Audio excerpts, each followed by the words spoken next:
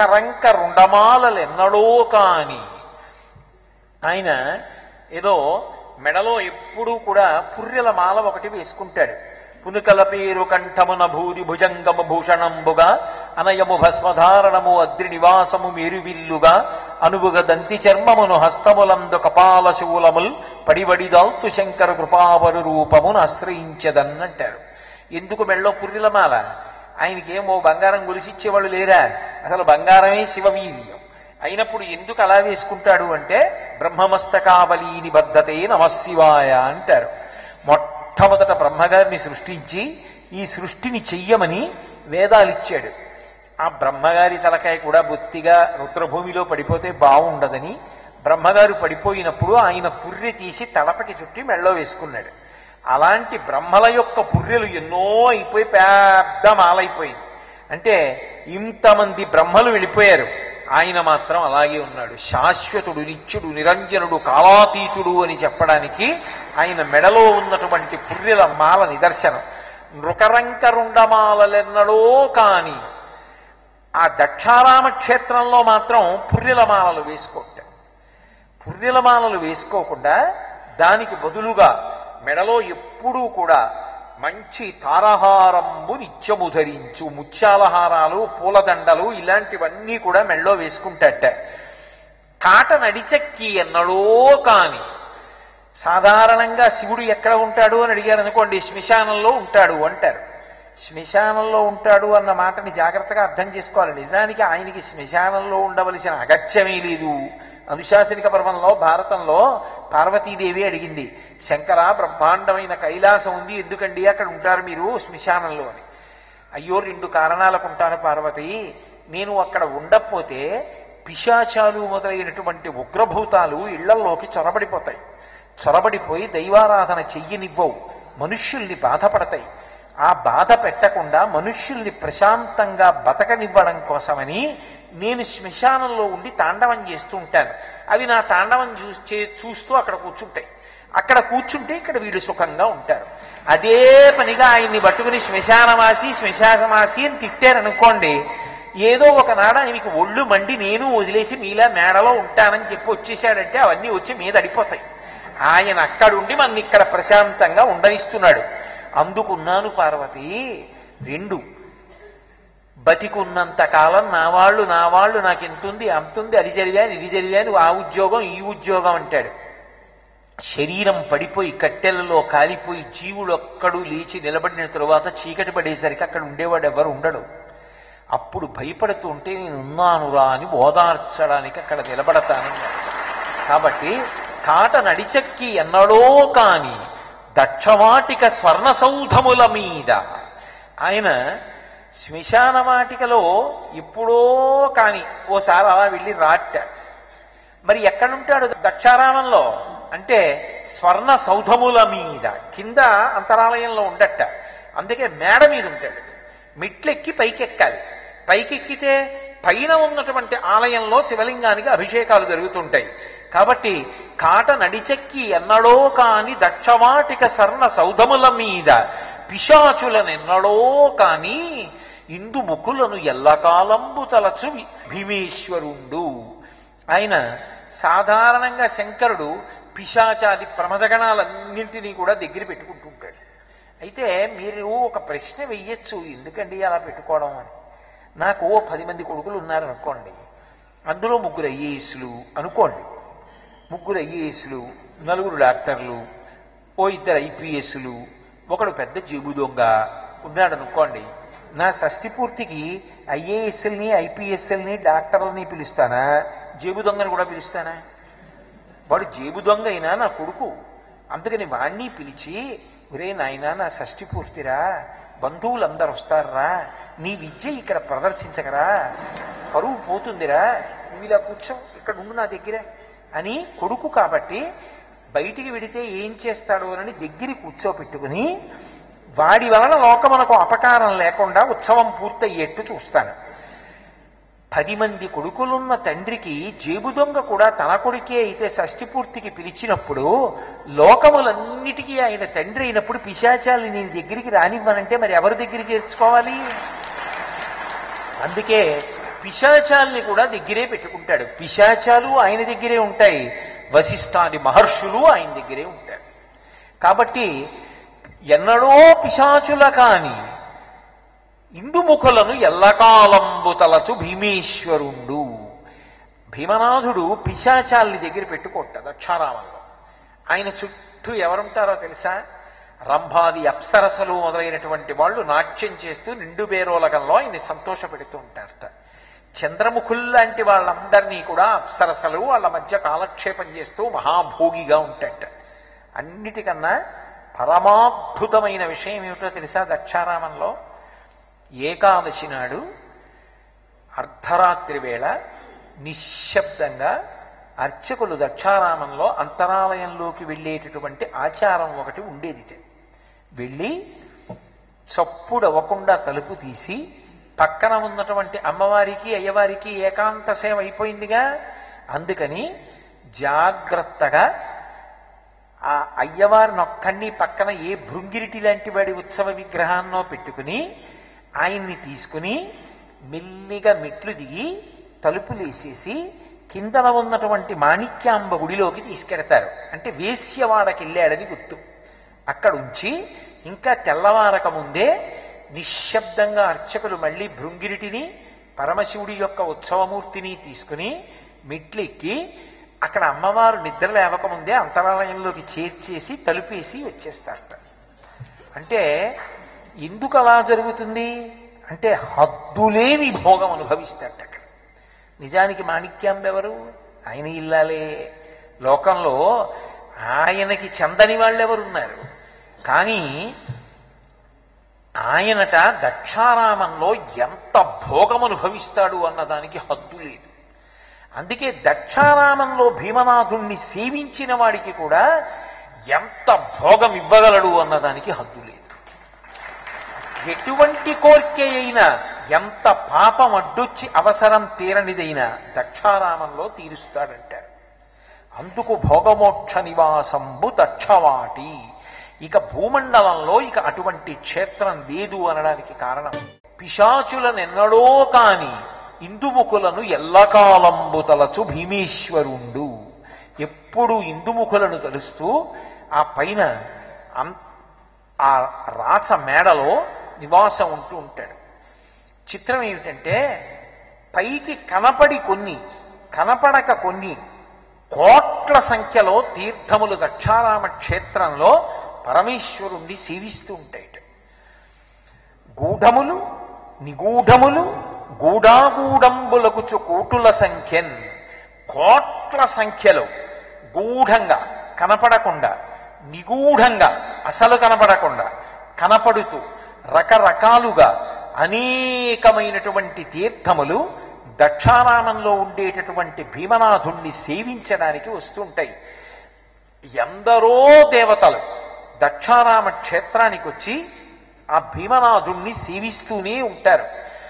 అంత గొప్పగా ఏకకాలమునందు ఇన్నిటినీ అనుగ్రహించగలిగినటువంటి అద్భుతమూర్తి భీమనాథుడు.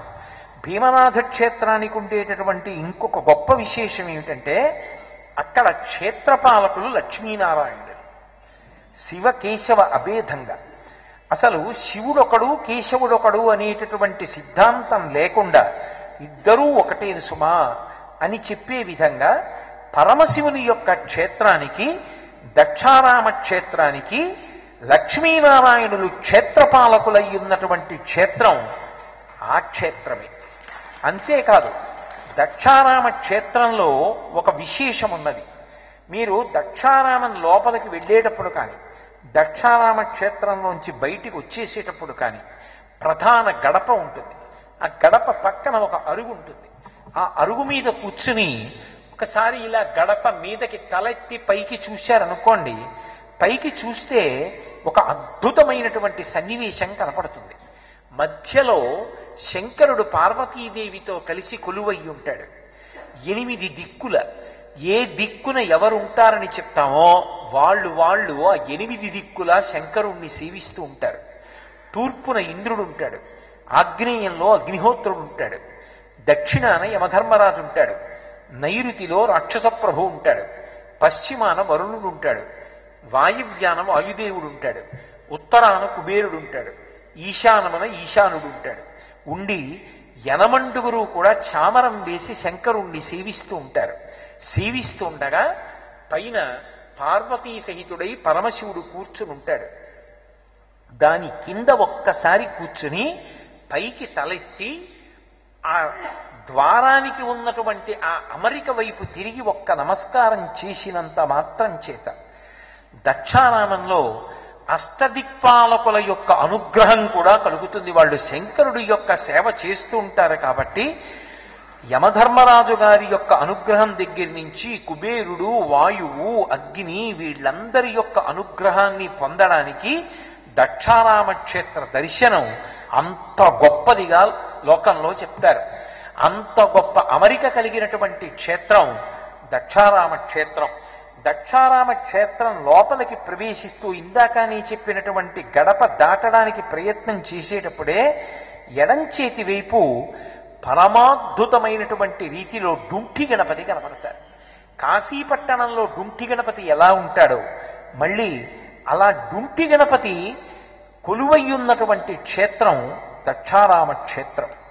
మీరు రాజద్వారం దాటి అంటే అంతరాలయానికి వెడదామని వెళ్ళేటప్పుడు ద్వారం దాటి వెళ్ళడానికి ముందే కుడి చేతి వైపున ఉపాలయంగా ధ్వజస్తంభంతో ఒక ఆలయం కనపడుతుంది. మీరు ఆ ఆలయంలోకి వెళ్ళి చూస్తే అది మేధాదక్షిణామూర్తి యొక్క దేవాలయం. ఆ దేవాలయం యొక్క సౌందర్యం కన్నులతో జుర్రుకోవాలి. ఎదురుగుండా శివలింగం కనపడుతూ ఉంటుంది. ఇలా లోపలికి వెళ్ళి నిలబడితే ఎదురుగుండా కాశీ విశ్వనాథలింగం ఉంటుంది. ఎడంచేతి పక్కకి చూస్తే మేధాదక్షిణామూర్తి ఉంటారు. కుడి చేతి పక్కకి చూస్తే ఎదురుగుండా అన్నపూర్ణమ్మ ఉంటుంది. అక్కడ నిలబడి ఇలా ఎదురుగుండా చూస్తే కాశీ విశ్వేశ్వరుడు, ఇలా ఎడం పక్కకి తిరిగి చూస్తే మేధాదక్షిణామూర్తి, ఇటుపక్కకి తిరిగి చూస్తే అన్నపూర్ణమ్మ. ఆయుక్కారకుడై మహానుభావుడు విశ్వనాథుడై ఎదురుకుండా దర్శనమిస్తాడు. అందుకే త్రిదళం త్రిగుణాకారం త్రినేత్రంచ త్రియాయుషం. త్రియాయుషం అన్న మాటకు అర్థం ఏమిటంటే 3 ఆయుర్దాయువులను చూడగలిగినటువంటి అదృష్టాన్ని ఇస్తాడు. వార్ధక్యం అంటే పెద్ద వయస్సులో చేరుకుంటాడు, అపమృత్యు దోషాన్ని తీసేస్తాడు. మధ్యలో శరీరం పోవలసినటువంటి అగత్యాన్ని పోగొడతాడు ఒక్క మారేడు దళం చేత. పోగొట్టి త్రియాయుషం బాల్యము, యవ్వనము, కౌమారము ఈ 3 రకాలైనటువంటి ఆయుర్దాయాన్ని దాటి వార్ధక్యంలోకి వెడతాడు.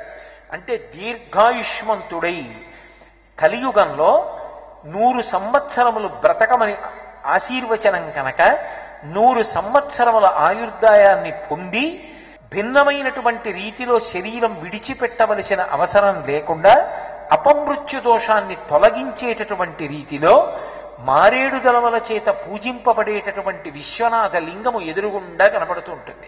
కేవలము ఆయుర్దాయంతో ఉండి ప్రయోజనం ఏమిటి? దరిద్రంతో బాధపడకూడదు. ఒకరి దగ్గర చెయ్యి చాపి తినవలసినటువంటి అవసరం ఉండకూడదు. బ్రతికి ఉన్నంత కాలం ఒకరి దగ్గర చెయ్యి చాపకుండా ఒకరికి పెట్టి తాను కడుపు నిండా తినగలగాలి. అందుకే అనాయాసేన మరణం వినాదైన్యేన జీవితం. దైన్యం లేని జీవనం కావాలి. అలా దీనత్వం లేకుండా హాయిగా తాను కడుపు నిండా తిని 10 మందికి అన్నం పెట్టగలిగినటువంటి శక్తి దేని వలన వస్తుంది అంటే అన్నపూర్ణమ్మ యొక్క అనుగ్రహం చేత వస్తుంది. ఎదురుగుండా అన్నపూర్ణమ్మని మీరు చూసి తీరాలి. కుడి చేతిలో ఇలా గరిటె పట్టుకుని ఉంటుంది, ఎడం చేతిలో అమృత పాత్ర పట్టుకుని ఉంటుంది. అలా పట్టుకుని ఉన్నటువంటి తల్లి మీరు ఇలా నిలబడితే ఎదురుగుండా ఆయుక్కారకం, ఇలా కుడి చేతి పక్కకి తిరిగితే బ్రతికున్నంత కాలం లోటు లేకుండా అన్నం పెట్టగలిగినటువంటి అన్నపూర్ణ. కేవలముగా దీర్ఘాయుర్దాయాన్ని పొందడం, బతికున్నంత కాలం రోగం లేకుండా తినడం, అదే నా జీవితానికి పరమార్థం కాదు. సరస్వతీ కటాక్షాన్ని, గొప్ప జ్ఞానాన్ని ఇవ్వగలిగినటువంటి మేధాదక్షిణామూర్తి మనం శివలింగానికి ఎదురుగుండా నిలబడినప్పుడు ఎడమవైపు కనపడతాడు, కుడివైపు అన్నపూర్ణమ్మ. ఆయుక్కారకమై విశ్వనాథలింగము ఎదురుగుండా ఉండేటటువంటి మేధాదక్షిణామూర్తి దేవాలయం అక్కడే కనపడుతుంది. ఇప్పుడు అలా జరగట్లేదు. కానీ దక్షారామ క్షేత్రంలో ఇప్పటికీ మీరు పరిశీలించి చూస్తే గుడి బయట కూడా అనేక చోట్ల మంటపాలు కనపడతాయి. ఒకప్పుడు అన్ని ఉత్సవాలు జరిగేవిట. ఒక్కొక్క వారం ఆదివారం వచ్చిందంటే ఒక ఉత్సవం అక్కడ మంటపంలో జరిగేది, సోమవారం వచ్చిందంటే ఒక మంటపంలో జరిగేది, మంగళవారం వచ్చిందంటే ఒక మంటపంలో జరిగేది. ఇప్పటికీ మీరు దక్షారామం వెడితే దేవాలయం లోపల తిరుగుతున్నప్పుడు కొన్ని మంటపాలు కనపడతాయి. ఒక మంటపంలో ఇప్పుడు అన్నదానం చేస్తున్నారు, నిత్యాన్నదానం. ఆయా మంటపాలలో ప్రతిరోజు కూడా గొప్ప గొప్ప ఉత్సవాలన్నింటినీ కూడా స్వామి స్వీకరిస్తాడు. ఇప్పటికీ ప్రతినిత్యం ఎందరో దేవతలు, ఎందరో ఋషులు ఆయన యొక్క దర్శనానికి వస్తూనే ఉంటారు. అంత గొప్ప క్షేత్రం. అక్కడ సుబ్రహ్మణ్య స్వరూపంగా 2 పావులు జంటగా ఉన్నటువంటి రూపంతో సుబ్రహ్మణ్యుడు కొలువై ఉంటాడు. అందుకే సంతానకారకత్వాన్ని ఇస్తాడు. భైరవుడు అంటే భై అనేటటువంటి రవం చేస్తాడు. యమధర్మరాజుని కూడా శాసించగలిగినటువంటి శక్తి భైరవుడికి ఉంటుంది. వటుక భైరవుడిగా దక్షారామ క్షేత్రంలో మిగిలిన క్షేత్రాల కన్నా భిన్నంగా దర్శనమిస్తాడు. కాలభైరవుడు, వటుక భైరవుడు ఇద్దరూ కూడా కనపడతారు. ఇప్పటికీ మీకు దక్షారామ క్షేత్రంలో ఒక పరమాద్భుతం కనపడుతుంది. రావి చెట్టు బయట ఉంటుంది. సప్తగోదావరిలో స్నానం చేసి వస్తుంటాం. వస్తున్నప్పుడు ఆ రావి చెట్టు మొదట్లో స్వయంభూ లింగం ఉంటుంది. ఆ స్వయంభూ లింగానికి కుడి చేతి వైపుగా వెడితే అక్కడ కాలభైరవుడు ఉంటాడు. ఆ కాలభైరవుడు ఒకప్పుడు క్షేత్రాన్ని విడిచిపెట్టి బయటికి వస్తూ ఉండేవాట. ఆయన్ని ఆపడం కోసమని ప్రత్యేకంగా యంత్రం వేశారు. యంత్రం వేసి గీత గీస్తే ఆ స్వామి లోపలే ఉండి అనుగ్రహిస్తాడు. ఎంత గొప్ప అనుగ్రహం అంటే సంతానకారకుడై ఆయనకి వడమాల వేస్తే అక్కడ ఉన్నటువంటి కాలభైరవుడు సంతానకారకుడు అవుతాడు. అటువంటి కాలభైరవుడు దేవాలయం లోపల వటుక భైరవుడు కనపడతాడు. భైరవోపాసనలో వటుక భైరవుడు అద్భుతమూర్తిగా చెప్తారు. భూమ్యాకాశముల మధ్యనంతా కూడా ఆయన తేజస్సు నిండిపోతుంది అని. అటువంటి వటుక భైరవ స్వరూపం దేవాలయం లోపల ఉంటుంది. ఇన్ని అద్భుతాల యొక్క సమాహార స్వరూపం ఆ దక్షారామ. అందుకే అసలు దక్షారామం లాంటి క్షేత్రం, భీమనాథుని వంటి వేల్పు, సప్తగోదావరం లాంటి తీర్థం ఇక ఈ భూమి మీద ఎక్కడా లేదు. వారణాసి కూడా మోక్షపురి మాత్రమే. భోగమోక్షపురులు ఏవి అంటే ఒక్క దక్షవాడ.